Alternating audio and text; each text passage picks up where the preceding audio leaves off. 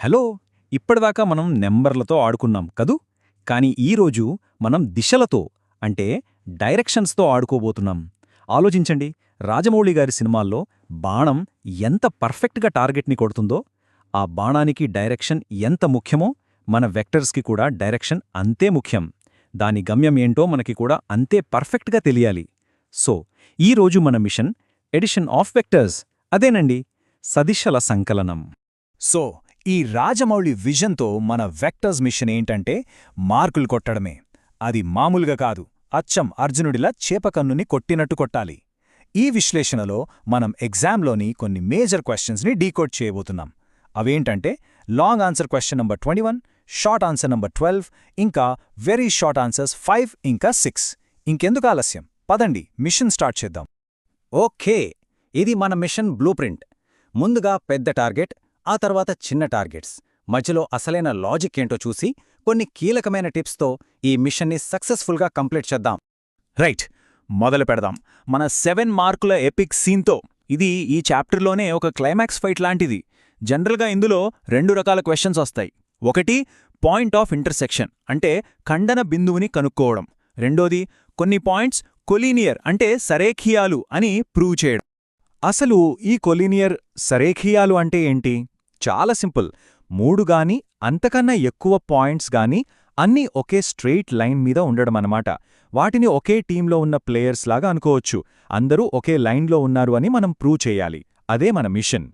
మరి ఈ 7 మార్కుల ఛాలెంజ్ని ఎలా క్రాక్ చేయాలి? మన దగ్గర ఒక బ్రహ్మాస్త్రముంది. ఇదిగో ఇదే. ఈ ఒక్క ఫార్ములా చాలు. సింపుల్గా చెప్పాలంటే వెక్టర్ ఏబి అనే వెక్టర్ ఏసీ అనే వెక్టర్కి స్కేలార్ మల్టిపుల్ అని చూపించాలి. అంటే ఆ 2 వెక్టర్స్ ఒకే డైరెక్షన్లో ఉన్నాయి, కానీ వాటి సైజ్ లేదా లెంగ్త్ వేరుగా ఉండొచ్చు అని చెప్పడమే. ఇక్కడ ఏ, బి, సి 3 పాయింట్స్లో ఏ కామన్గా ఉంది. అంటే 2 ఒకే పాయింట్ నుంచి మొదలయ్యాయి, ఒకే లైన్లో ఉన్నాయి. ఈ ఒక్క కండిషన్ ప్రూవ్ చేస్తే చాలు, ఆ 3 పాయింట్స్ కొలీనియర్ అని ఈజీగా చెప్పేయచ్చు. సరే, మన 7 మార్కుల ఎపిక్ సీన్ అయిపోయింది. ఇప్పుడు కొంచెం ఫాస్ట్ యాక్షన్. 4 ఇంకా 2 మార్కుల షార్ట్ క్వశ్చన్స్ చూద్దాం. వీటిలో ఎక్కువగా ప్యారలలోగ్రామ్ లా ఇంకా యూనిట్ వెక్టర్స్ మీదే అడుగుతుంటారు. సమాంతర చతుర్భుజ నియమం. అబ్బా, పేరు వినగానే భయపడొద్దు. లాజిక్ చాలా సింపుల్. ఊహించుకోండి, ఒక పాయింట్ నుంచి 2 దారులు వెళ్తున్నాయి. ఒకటి వెక్టర్ ఏ, ఇంకొకటి వెక్టర్ బి. ఈ రెండిటినీ ఒక ప్యారలలోగ్రామ్కి ఆనుకుని ఉన్న 2 సైడ్స్ లాగా అనుకుంటే వాటి మొత్తం ఏమవుతుంది? అదే పాయింట్ నుంచి స్టార్ట్ అయ్యి డయాగనల్. అదే వాటి రిజల్ట్. అంటే వెక్టర్ ఏ ప్లస్ వెక్టర్ బి అనేది ఆ డయాగనల్ అవుతుందన్నమాట. ఇక్కడొక సూపర్ టిప్ ఉంది. ఈ క్వశ్చన్కి ఆన్సర్ రాసేటప్పుడు డయాగ్రామ్ వేయడం అస్సలు మర్చిపోవద్దు. నీట్గా ఒక ప్యారలలోగ్రామ్ గీసి ఆరో మార్క్స్తో వెక్టర్స్ని క్లియర్గా చూపిస్తే చాలు.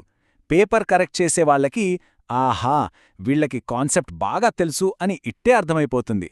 మార్కులు పడిపోతాయి. ఇక 2 మార్కుల ప్రశ్నల సంగతి చూద్దాం. ఇవి క్విక్ హిట్స్ అన్నమాట. అందులో ఫస్ట్ది యూనిట్ వెక్టర్. ఇది వెక్టర్స్ ప్రపంచంలో ఒక సైన్ బోర్డ్ లాంటిది. దీని పని ఒకటే, డైరెక్షన్ చూపించడం, అంతే. అందుకే దాని మ్యాగ్నిట్యూడ్ అంటే దాని పొడవు ఎప్పుడూ ఒకటే ఉంటుంది. యూనిట్ అంటే 1. మరి ఈ డైరెక్షన్ చూపించే యూనిట్ వెక్టర్ని ఎలా కనుక్కోవాలి? సింపుల్. ఇదిగో ఈ మ్యాజిక్ ఫార్ములా వాడితే సరిపోతుంది. ఏ వెక్టర్కైనా సరే దాని సొంత మ్యాగ్నిట్యూడ్తో అంటే దాని లెంత్తో డివైడ్ చేస్తే టెన్ మన యూనిట్ వెక్టర్ వచ్చేస్తుంది. భలే సింపుల్ కదా. ఇంకో 2 మార్కుల ట్రిక్. బహుశా ఇదే ఈ చాప్టర్లో ఈజియెస్ట్ క్వశ్చన్. అదే పొజిషన్ వెక్టార్. ఫర్ ఎగ్జాంపుల్ 2, 3, 4 అని ఒక పాయింట్ ఇచ్చి దాని పొజిషన్ వెక్టార్ రాయమన్నారనుకోండి. ఏం చేయక్కర్లేదు, జస్ట్ ఆ నంబర్లకి ఐ, జే, కే తగిలించేయడమే. అంటే 2i + 3j + 4k. అంతే, 2 మార్క్స్ మీ పాకెట్లో. ఓకే, మనం 7 మార్కులు, 4 మార్కులు, 2 మార్కుల క్వశ్చన్స్ చూసాం. ఇవన్నీ వేర్వేరుగా అనిపించొచ్చు, కానీ వీటన్నిటినీ కలిపే ఒకే ఒక్క మాస్టర్ లాజిక్ ఉంది, ఒకే ఒక్క కాన్సెప్ట్. అదే త్రిభుజ నియమం అంటే ట్రయాంగిల్లో. ఇది గనక అర్థమైతే ఈ చాప్టర్ మొత్తం మన కంట్రోల్లో ఉన్నట్టే. వెక్టర్స్లో చాలామందికి వచ్చే కామన్ డౌట్ ఇదే. అసలు ఎప్పుడు ప్లస్ చేయాలి, ఎప్పుడు మైనస్ చెయ్యాలి అని. ఈ కన్ఫ్యూజన్కి ఈరోజు మనం ఫుల్ స్టాప్ పెట్టేద్దాం, ఓకేనా? ఈ లాజిక్ని ఒక చిన్న జర్నీలా అర్థం చేసుకుందాం. స్టెప్ 1. మనం ఏ అనే పాయింట్ దగ్గర జర్నీ స్టార్ట్ చేశాం.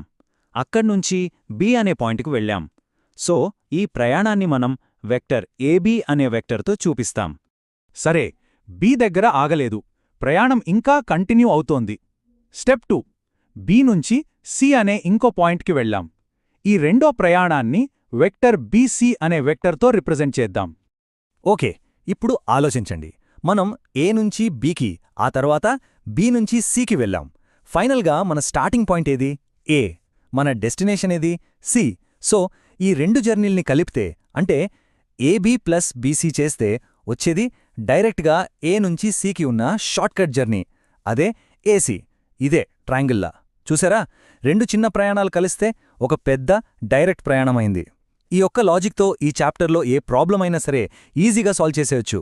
సరే, మన మిషన్ ఆల్మోస్ట్ కంప్లీట్ అయింది. ఇప్పుడు ఫైనల్ టచ్. ఎగ్జామ్లో ఫుల్ మార్క్స్ కొట్టడానికి గుర్తుపెట్టుకోవాల్సిన 3 సింపుల్ రూల్స్.